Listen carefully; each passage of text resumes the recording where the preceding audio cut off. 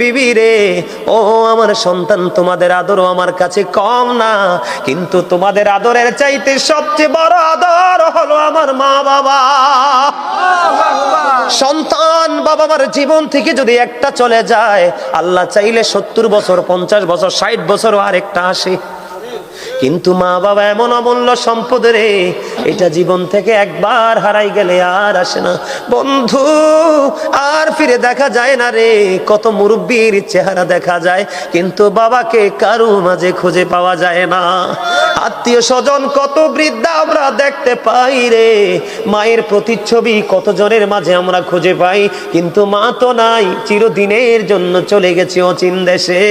বন্ধু, ওই ছেলে কাঠুরিয়াটা ডাক দিয়ে বললেন, বন্ধু, এমনি করে করে প্রতিদিন তিনি দুধ পান করায় মাকে আগে আইসা।